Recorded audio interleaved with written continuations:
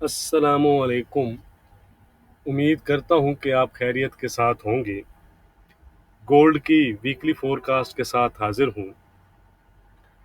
आपको पता है कि वीकली वीडियो में हम थोड़ी सी चीज़ें तफसीली डिस्कस करते हैं, तो वीडियो पूरी देखिएगा। सबसे पहले हम थोड़ा सा कल की बात करते हैं। कल जिस तरह की एंट्री बनी, ऐसी एंट्री बहुत शानदार एंट्री होती है। क्यों? क्योंकि इसमें रिस्क बहुत कम और रिवार्ड बहुत ज़्यादा होता है। जैसा कि कल मैंने इंट्राडे वीडियो जो 11 से 12 के दरमियान ही अपलोड की थी, और उसमें मैंने आपको बताया था कि 4 हार का चार्ट जो है गोल्ड का, उस पर डबल टॉप बन चुका है, जो कि एक बीरिश चार्ट पैटर्न है। ये था एक टॉप जी, और ये एक टॉप मैंने आपको दिखाया था। उस वक्त गोल्ड 1828-29 के आसपास चल रहा था, यानी कि तब भी आप इस हाई जो है, ये जो आपको हाई नज़र आ रहे हैं 1834 के, इसके ऊपर $1-2 का स्टॉप लॉस लगाकर आप सेल कर सकते थे 1835-36 का।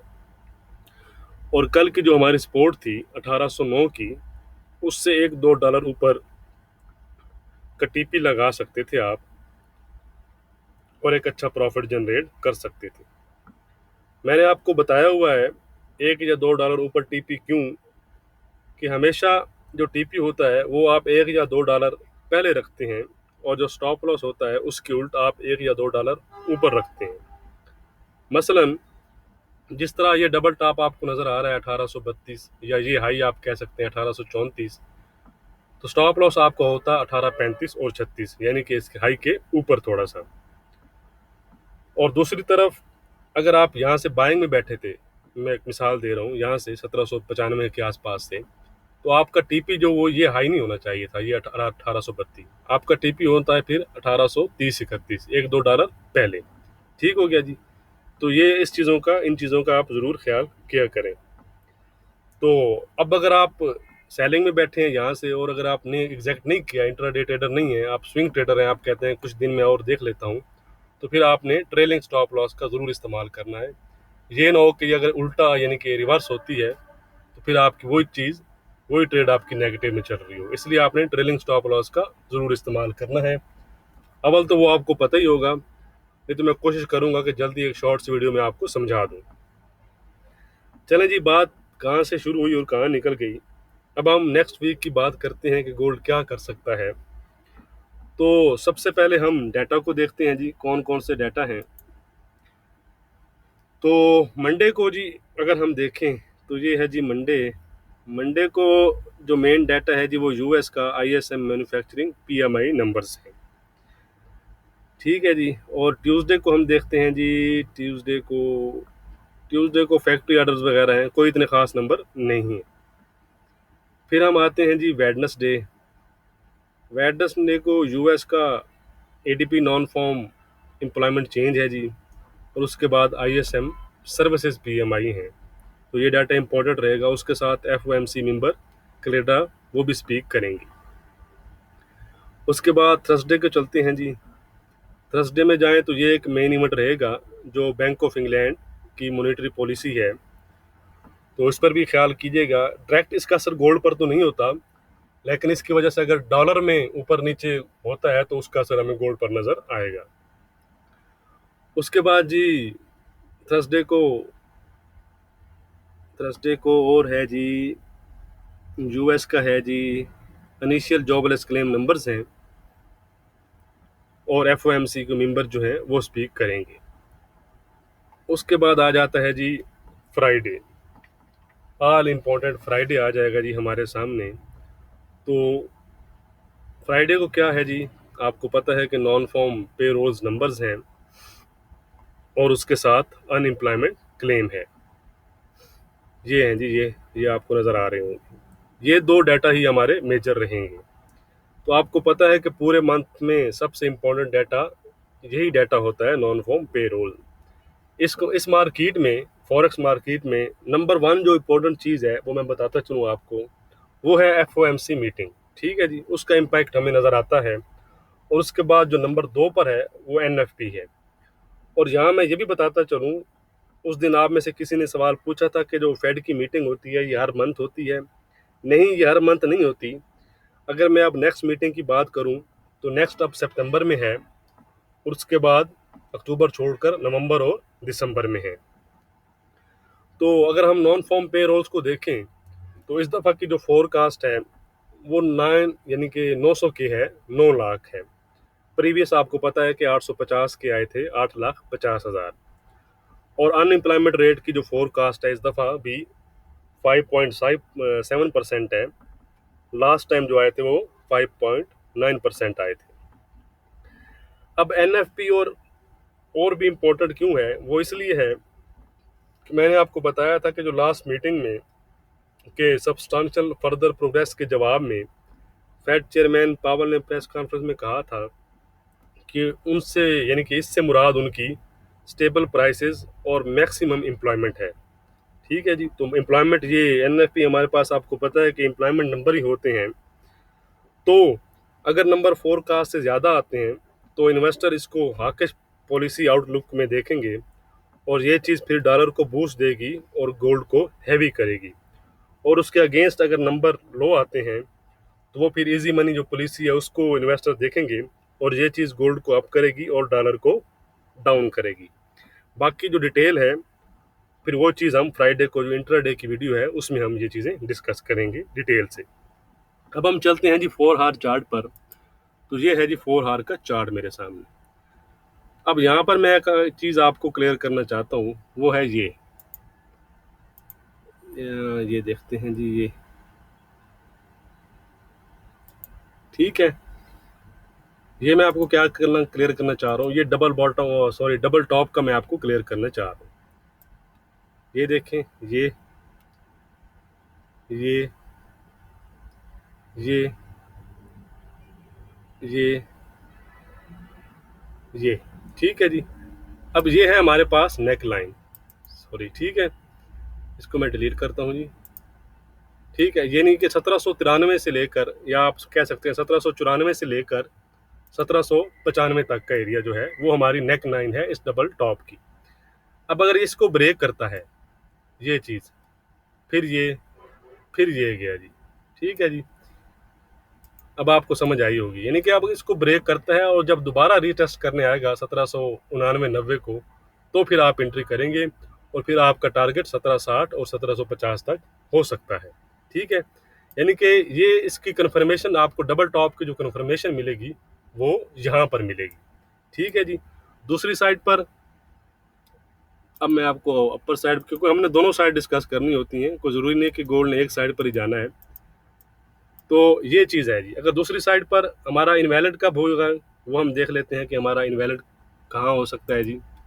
यहाँ चल रहा है जी गोल्ड, ये कुछ ऐसे ऐसे, फिर जहाँ यहाँ जाता है ऐसी रेजिस्टेंस के पास, फिर ये ये ब्रेक करेगा, ये ये चीज़ फिर आएगी। ठीक है जी, समझ आएगी आपको। यानी कि ये जब इसको ब्रेक करेगा, ये हाई बनाएगा, तो ये हमारा इनवैलिड हो जाएगा। फिर जब दोबारा वो इस हाई को टेस्ट करने आएगा तो यहाँ से आप बाई करेंगे। ठीक है जी। तो अभी आपको कन्फर्मेशन, ये हमारी नेक लाइन है और ये अपर लाइन है। ठीक है जी, तो ये चीज़ आपको समझ आ गई होगी तफसील से। अब मैं आपको लेकर चलता हूँ जी डेली चार्ट पर। तो ये है जी डेली चार्ट मेरे सामने गोल्ड का, सॉरी ये 4 हार का है, मैं इसे 1 डे का कर लूँ। तो ये है जी 1 डे का चार्ट मेरे सामने। ठीक है जी, ये ड्राइंग उसे डिलीट करने दीजिएगा। ये तो यहाँ पर भी कुछ आपको डबल टॉप जैसी कंडीशन नज़र आ रही होंगी डेली चार्ट पर भी। अब एक चीज़ ये होती है, मैं आपको समझाता चलूँ कि डबल टॉप नहीं भी चलता। कैसे नहीं चलता ये मैं आपको दिखाता हूँ। ये देखें, ये है डबल टॉप बना, आप पीछे चाहें। ठीक है, ये कौन सा है जी, अप्रैल में है, अप्रैल की बात है जी। यहाँ आपका टॉप बना, फिर ये टॉप बना, ये क्या था, डबल टॉप था। ठीक है, लेकिन ये चला क्यों नहीं, यहाँ देखिए, यहाँ ये फिर मार्केट चली गई, बल्कि मार्केट ऊपर गई और 1915 की हाई बनाई। ठीक है जी। तो इसमें देखना क्या होता है, ये चीज़ जो मैंने अभी आपको दिखाई वहाँ पर, सॉरी 4 हार पर, वही चीज़ होती है यहाँ पर भी। यहाँ पर देखें अगर आप, ये वाला अगर आप लेवल देखें, ये ये इसकी नेक लाइन थी। यानी कि ये अगर इसको ब्रेक करता तो आपका डबल जो टॉप है वो कन्फर्म होता, यानी कि ये इसको ब्रेक करता, ये आता, फिर ये की। ठीक है जी, यानी कि अगर इसको ब्रेक करता तो फिर हमें 1700 जो 20 और 1680 के दोबारा से लेवल मिल सकते थे। चलें जी, हम फिर इसकी बात करते हैं, इसको मैं डिलीट करता हूँ। तो ये है जी अब हमारे पास फिर से डबल टॉप। अब अगर आप देखें तो इसकी जो नेक लाइन बन रही है वो ये बन रही है, ये देखें, वो जो मैंने आपको 4 हार चार्ट पर भी दिखाई है 1793 से लेकर 90 की। इसको अगर ये ब्रेक करता है, ठीक है जी, तो फिर हमें दोबारा से 1775, 1760 और 1750 के लेवल नजर आएंगे। ठीक है जी, फिर आपको एक कंफर्मेशन हो जाएगी, एक आपकी कंफर्म एंट्री होगी। दूसरी साइड पर हम ट्रेंड लाइन से भी देख लेते हैं जी। आप कहते हैं कि ट्रेंड लाइन कैसे लगाते हैं, तो ये मैं आपके सामने ही लगा रहा हूँ। ये देखें, ये हाई है जी हमारे पास, ये हमने लगाई, ये देखें। ठीक है, इसको मैं थोड़ा सा बड़ा कर देता हूँ ताकि आपको सही नज़र आए। ठीक है जी, ये लें जी, ये हमारी लग गई जी अपर ट्रेंड लाइन। ठीक है जी, जब से गोल्ड ने हाई बनाए हैं 1900 के आपके, तब से यही रेजिस्टेंस लाइन जो हमारी है वो एक्ट कर रही है। यहाँ पर भी देखें, यहाँ पर भी देखें, और अब हम अगर यहाँ पर देखें तो इसी ट्रेंड लाइन इसको रिजेक्ट किया है। अब हम देखते हैं जी दूसरी डाउन साइड से, तो ये हमारा लो है जी।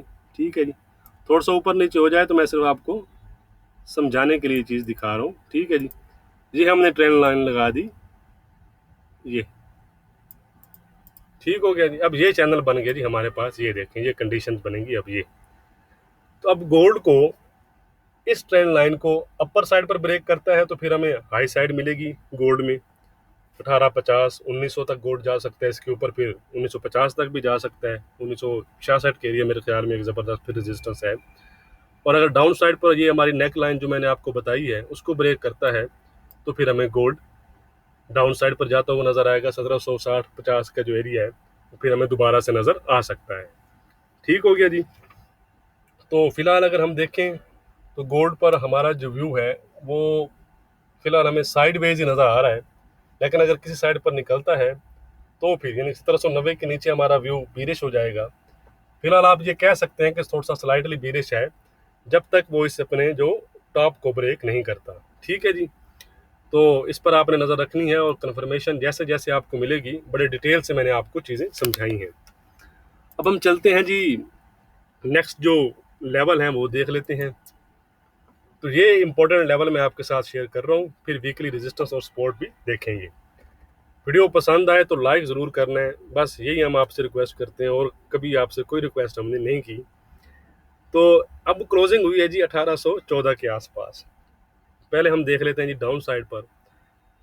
अब अगर 1800 ब्रेक करता है, ये एक इंपॉर्टेंट लेवल रहेगा, इसी के पास 100 डे की एसएमए भी है, तो गोल्ड फिर जाकर अपनी नेक लाइन 1790-99 के पास जाएगा।